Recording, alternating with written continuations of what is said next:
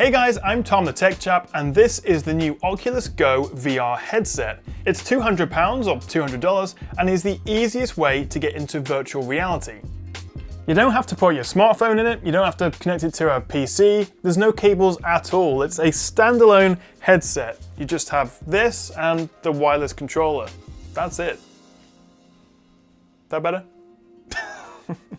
It's essentially a halfway house between the cheaper and pretty basic Samsung Gear VR or Google Daydream VR that uses your phone and the full-fat PC gaming Oculus Rift or HTC Vive. And its price tag of £200 sits right between the two as well. But before we get into if it's actually any good and worth buying, let me start by showing you what you get in the box. So as well as the headset and the controller, you get a few little accessories in the box as well, including a glasses spacer, which makes it more comfortable for people to wear glasses and use the headset, as well as a AA battery for the controller, a lanyard wrist strap, a lens cleaning cloth, and a micro USB cable. It's definitely one of the more comfortable headsets I've used, with easily adjustable Velcro straps, a breathable foam material around your eyes, and a grey matte plastic shell for the rest of the body. There's a bit of a weight to it, but it makes it feel more well built, and it's also more evenly distributed versus, say, the Gear VR, which has a phone at the front. There's a power button, volume rocker, and on the side you get a micro USB port and a 3.5mm headphone jack. But you don't need to use headphones, as there's speakers built into the headphone band, which gives a decent 3D sound experience. And there's also a built-in microphone on the bottom of the headset so you can chat to people. Specs-wise, it's basically a Xiaomi phone built into the headset, with a Snapdragon 821 processor and 32 gigs of built-in storage. You also get a single wireless controller, you can use it with your right or your left hand, and it has a trigger, a touchpad, and a couple of buttons for going back and going home. And there's a wrist strap in the box to stop you from flinging it across the room and smashing something. So that's what you get in the box, but now let's get it set up. Firstly, you'll need to download and sign into the Oculus Go companion app on your phone or tablet. That's for both iOS and Android devices. Then plug the headset into a power outlet using the bundled micro USB cable to charge it up. You may need to use your own power adapter though if you're outside the US. So while it's charging, if you press and hold the power button to start it up, and then it's just a simple case of following the instructions on the app to connect the headset via Bluetooth and Wi-Fi. It'll then ask you to put the battery in the controller and then select whether you'll be using it left or right-handed. You can change this later in the settings. Then there's a little demo video and a few health and safety warnings you have to agree to, but that's it. Now it's set up and we're through to the Oculus Store page. It'll immediately start updating your Go headset to the latest software, which took about 15 minutes for me. But it's a good opportunity to browse the store and get a few games and apps downloading. Almost all of them do support the Go, but there's a few that will only work with the Oculus Rift, as they've been developed for two controllers. Right then, putting on the headset. And after a quick tutorial and choosing what landscape you like as a background, you'll find yourself here in what is essentially the main menu. You'll see recently used apps, upcoming events, tabs for discovering new apps and games, and of course at the bottom you've got all your settings. Now I've used the Gear VR, the Oculus Rift, and HTC Vive a fair bit. I even own a Vive, and the first thing I noticed is the picture quality here is much closer to the more expensive Vive or Rift. In fact, the Go uses newer second generation lenses versus the Rift, which reduces glare and that pesky screen door effect. It's still there, but combined with the 2560 by 1440 resolution LCD screen, the Oculus Go actually delivers a higher resolution per eye than the Rift.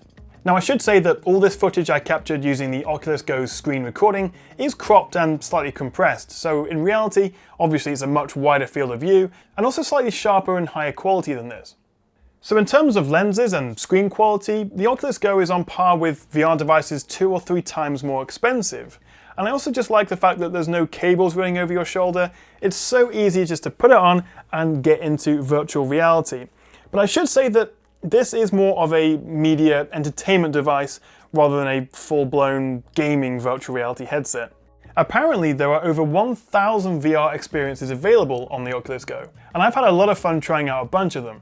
There's loads of games to try, but it's also pretty good for watching stuff. The Netflix app puts you in an alpine cabin setting with a massive TV in front of you.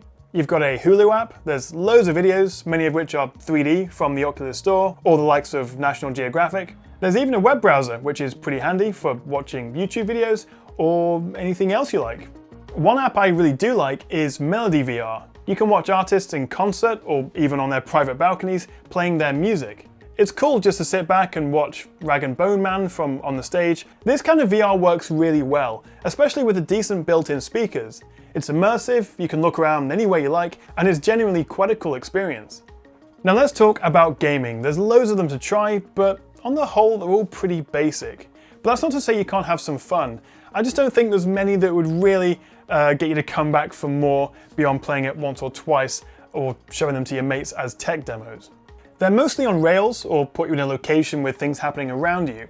Rush is fun as you fly through the clouds, hitting checkpoints in a wingsuit, using just your head to change direction.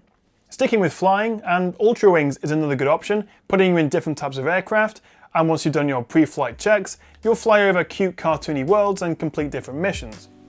I definitely recommend trying out Coaster Combat as well. It's an on-rails, literally, roller coaster game where you use the controller to shoot coins. It looks really good, and the Extreme Himalaya Heights map is probably the closest I came to genuinely being a little bit scared of heights in VR, but it also made me feel very motion sick. I couldn't take more than a couple of minutes of that one. But except for that, I never really felt motion sick at all using the Oculus Go, which is good. But I think my favourite game so far is Pet Lab. It's got a sort of Harry Potter theme, and you take orders to create new creatures in your shop. It's ridiculously cute, and quite fun just to mess around making the pets fatter or fluffier. Now, do you remember PlayStation Home? I think it came out on the PS3, and it was a sort of multiplayer social game. Everyone was in a virtual world, and they could communicate and chat using their mics and play simple games. That didn't seem to work out very well, but Oculus Go have introduced their own one called Oculus Room. You can join a public area or invite people from your friends list to join you in a virtual apartment. You can chat, play games, listen to music. It could be quite fun, and if you've got friends you don't see very often or maybe live in different countries, this could be a good way to hang out. Although, as I was testing this before it's publicly available and none of my friends had a device, I was all by myself. Oculus are also planning live events, exclusive concerts, comedy gigs, games that you can tune in and watch through the Go, which is a really neat idea, and hopefully they'll keep delivering new content regularly. So mostly what we get on the Oculus Go is experiences, or tech demo games, that are fun little arcadey things, but it's not going to replace your games console or your PC. But then again, it's not trying to. I do find, having used the Rift and the Vive, that the lack of real-world positioning tracking takes away a bit from the immersion. You can't crouch down or move around in VR worlds, for example. And of course, unlike those high-end headsets which are hooked up to your PC, you can't play what I'll call proper games, say from your Steam library. So you've only got one controller, there's no 3D position tracking, and it's running on a phone's processor from 2016. But that's okay, because it's just £200, which is still a lot of money, but it's half the price of the Oculus Rift. And there's no cables or faffing around, it's just easy. And so at that price, I can see this being a great Christmas present for the whole family to try out, maybe even put it on grandma and give her an experience in virtual reality. Overall, I think it's great, but it's not perfect. The battery life is about 2 hours for gaming, 2.5 if you're watching video, so it doesn't last that long, and 3 hours for a full charge is quite a long time to wait. But I think the bigger issue is I doubt you'd want to use it for that long anyway. It is fairly comfortable, but even after 15 minutes, I had red marks on my forehead and nose, and my eyes did feel a bit strained, as although it's relatively sharp, you can still make out individual pixels, and it's not something I'd want to spend more than an hour with in any one sitting. But that's the case with all VR headsets for me, not just the Oculus Go. So with Facebook's financial backing, Oculus is making VR much more accessible. If someone said to me, I want to try VR, what should I buy? I'd definitely recommend the Oculus Go. It's a solid step up in quality over the phone-based headsets like the Gear VR, although it is still running Android and limited to the same apps and games. But if you already have a gaming PC and want the best gaming VR experience possible, then I'd suggest the Oculus Rift, which is now £400 with controllers. So the Oculus Go comes out on May 1st in the US, although here in the UK and in Europe we have to wait until the summer, unfortunately. I hope you found this video useful. Do let me know what you think of it in the comments. Thank you very much for watching. Click that like and subscribe button if you want to see more videos like this, and I'll see you guys next time right here on the Tech Chat.